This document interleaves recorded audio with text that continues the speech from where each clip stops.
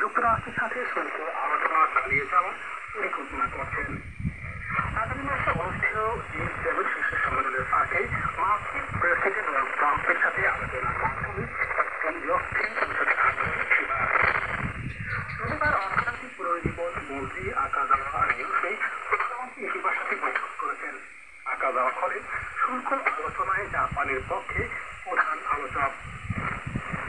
আকাজাওয়া ওয়াশিংটনে মার্কিন বাণিজ্য প্রতিনিধি ম্যাডিসন গ্রিয়ার সহ ঊর্ধ্বতন মার্কিন কর্মকর্তাদের সাথে বৈঠক করার পর সবেমাত্র জাপানে ফিরে এসেছিলেন।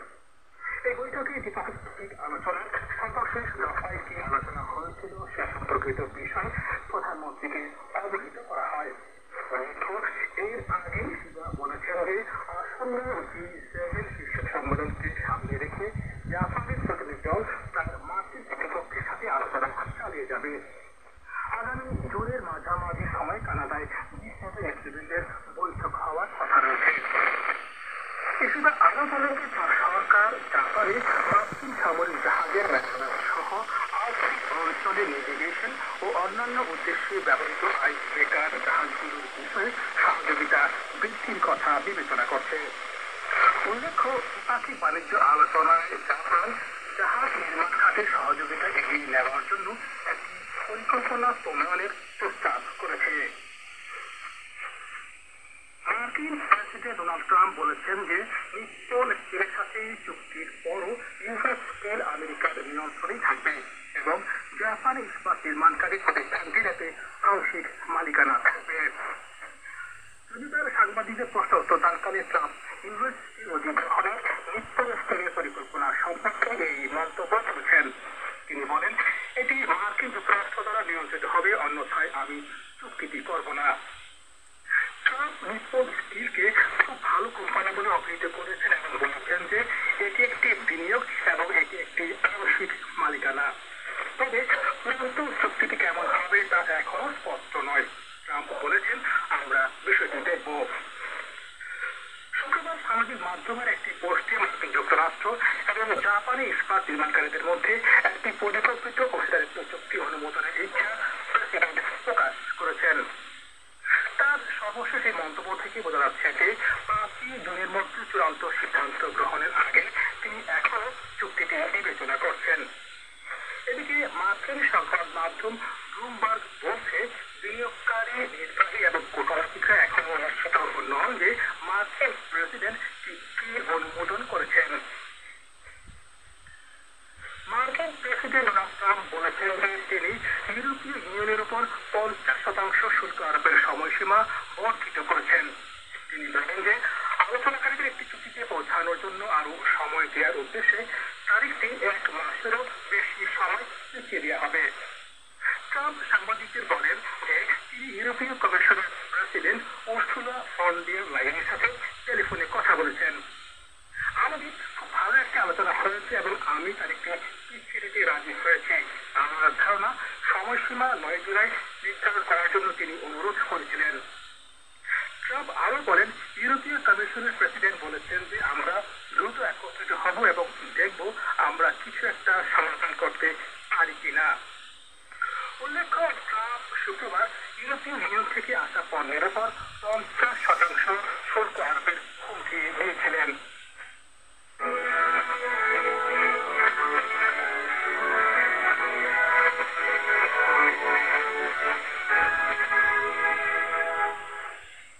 প্রচারিত হচ্ছে NH/K জাপান থেকে। ইউক্রেন এবং রাশিয়া তাদের 3 দিনের বন্দি বিনিময় সম্পন্ন করেছে। দুটি দেশ 1000 জন করে সেনা সদস্যকে মুক্তি দিয়েছে, যা 2022 সালে রাশিয়া ইউক্রেন আক্রমণ শুরু করার পর থেকে উভয় পক্ষের মধ্যে সবচেয়ে বড় বন্দি বিনিময়। বন্দি বিনিময় শেষ দিন রবিবার ইউক্রেন এবং রাশিয়া ঘোষণা করেছে যে তারা সেই দিনের শুরুতে 303 জন করে সেনা সদস্যকে মুক্তি দিয়েছে।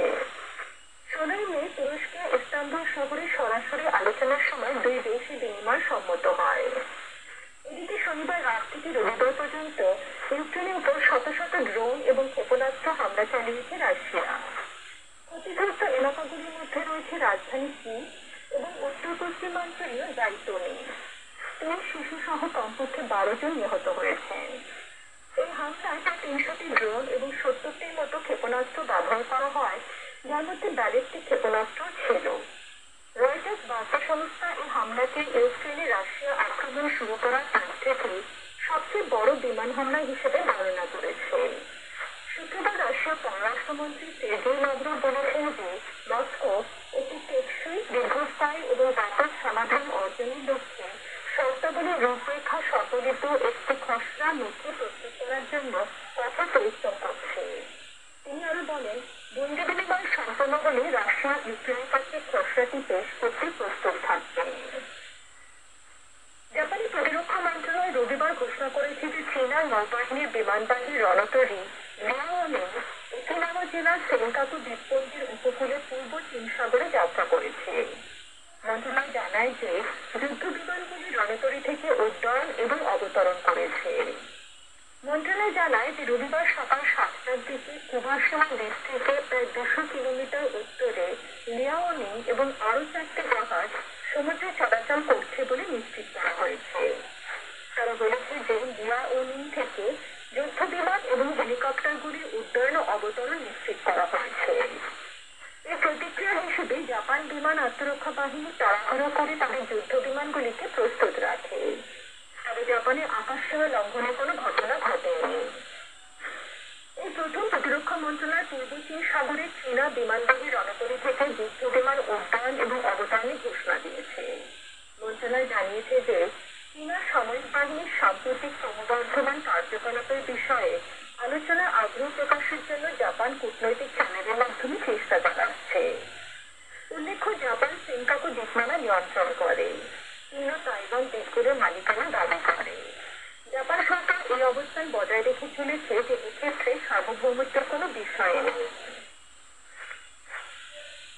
জাপানের ব্যবসা প্রতিষ্ঠানগুলি কর্মী প্রশিক্ষণ এবং তাদের মূল্যায়ন সহ মানব সম্পদ ব্যবস্থাপনায় জেনারেটিভ কৃত্রিম বুদ্ধিমত্তার ব্যবহার সম্প্রসারণ করছে। সূক্ষ্ম যন্ত্রপাতি প্রস্তুতকারক কোম্পানি রিপোর্ট, একটি সহযোগী প্রতিষ্ঠান, এই বছর থেকে নতুন নিয়োগপ্রাপ্তদের বিক্রয় কাজে প্রশিক্ষণ দেওয়ার জন্য জেনারেটিভ এআই ব্যবহার শুরু করেছে। এআই প্রযুক্তি ব্যবহার করে কল্পিত ক্রেতাদের কাছে কোম্পানির পণ্যগুলি উপস্থাপন অনুশীলন করার সময় কর্মীরা স্মার্ট ফোকাস করে থাকেন। এআই তাদের কর্মক্ষমতা মূল্যায়ন করে। কেবল টিভি পরিচালক কোম্পানি জেকম আগামী মার্চ মাসের মধ্যে কল সেন্টার কর্মীদের মূল্যায়নের জন্য এআই চালু করার পরিকল্পনা করছে। কর্মীরা সুস্পষ্টভাবে ব্যাখ্যা করতে পারছে কিনা এবং গ্রাহকদের অনুভূতি বুঝতে পারছে কিনা এই ধরনের বিষয়গুলো বিচার করে দেখার জন্য কর্মী এবং গ্রাহকদের মধ্যকার আদান প্রদান বিশ্লেষণ করে দেখবে এআই। জাপান থেকে সম্প্রচারিত বাংলা খবর এখানেই শেষ হলো। এরপর রয়েছে সহজে জাপানি ভাষা।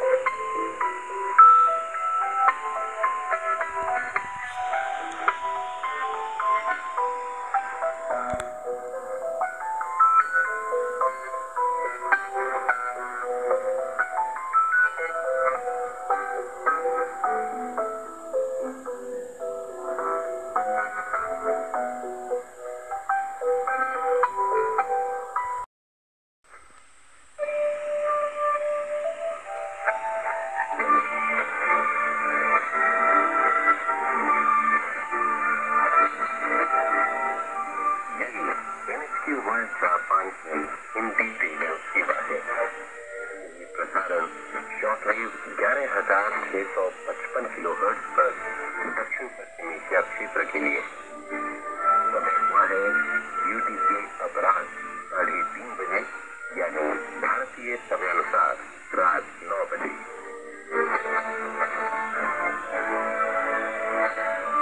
हमारी प्रसारण सूची और ताज़ा समाचारों के लिए देखें हमारी वेबसाइट nhk.jp/Hindi।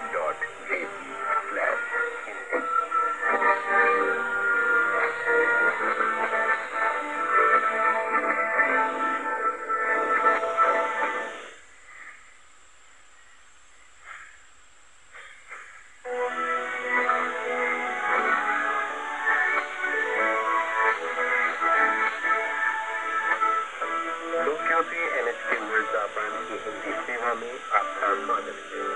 जापान के समयानुसार 26 मई सोमवार रात 11:30 बजे गुरजिंदर संधू और वरुण तोमर से सुने समाचार। जापान के प्रधानमंत्री इशिबा शिगेरू का कहना है कि वे अमेरिका के साथ शुल्क वार्ता को आगे बढ़ाना चाहते हैं ताकि अगले महीने G7 शिखर सम्मेलन के दौरान अमेरिकी राष्ट्रपति डोनाल्ड ट्रंप के साथ किसी समझौते तक पहुंचा जा सके। इशिबा ने रविवार को मुख्य शुल्क वार्ताकार आर्थिक पुनरुद्धार मंत्री ताकाजावा रियोशी से मुलाकात की। ताकाजावा हाल ही में वॉशिंगटन में अमेरिकी व्यापार प्रतिनिधि जेमिसन ग्रियर सहित वरिष्ठ अधिकारियों से मुलाकात कर जापान लौटे हैं। प्रधानमंत्री को द्विपक्षीय वार्ता के ताजा दौर में हुई चर्चा के बारे में जानकारी दी गई। इससे पहले इशिबा ने कहा था कि जापानी प्रतिनिधिमंडल आगामी G7 शिखर सम्मेलन को ध्यान में रखते हुए अमेरिकी प्रतिनिधिमंडल के साथ चर्चा जारी रखेगा। G7 सम्मेलन जून मध्य में कनाडा में होने वाला है। इशिबा ने भी कहा कि उनकी सरकार जापान में अमेरिकी सैन्य पोतों की मरम्मत तथा आर्कटिक क्षेत्र में नौवहन एवं अन्य उद्देश्यों के लिए उपयोग किए जाने वाले आइस ब्रेकर जहाजों के संबंध में सहयोग को बढ़ावा देने पर विचार कर रही है। द्विपक्षीय व्यापार वार्ता में जापान ने कोष निर्माण क्षेत्र में सहयोग बढ़ाने की योजना तैयार करने का प्रस्ताव रखा। अमेरिकी राष्ट्रपति डोनाल्ड ट्रंप का कहना है कि निप्पॉन स्टील के साथ समझौते के बाद यूएस स्टील अमेरिकी नियंत्रण में रहेगी और निप्पॉन स्टील के पास आंशिक स्वामित्व होगा। ट्रंप ने रविवार को पत्रकारों के सवालों के जवाब में निप्पॉन स्टील की यूएस स्टील अधिग्रहण योजना पर ये टिप्पणी की। उन्होंने कहा, इसका नियंत्रण अमेरिका के पास होगा, अन्यथा मैं ये सौदा नहीं करूंगा। ट्रंप ने निप्पॉन स्टील को बहुत अच्छी कंपनी बताते हुए कहा, यह एक निवेश और आंशिक स्वामित्व है। सौदे का अंतिम रूप कैसा होगा ये अब तक स्पष्ट नहीं हुआ है। ट्रंप ने कहा, हम देखेंगे। शुक्रवार को सोशल मीडिया पोस्ट में राष्ट्रपति ने अमेरिकी और जापानी इस्पात निर्माताओं के बीच एक नियोजित साझेदारी को मंजूरी देने की अपनी मंशा व्यक्त की थी। उनकी ताज़ा टिप्पणी से संकेत मिलता है कि 5 जून तक अंतिम निर्णय लेने से पहले वे अब भी इस सौदे पर विचार कर रहे हैं।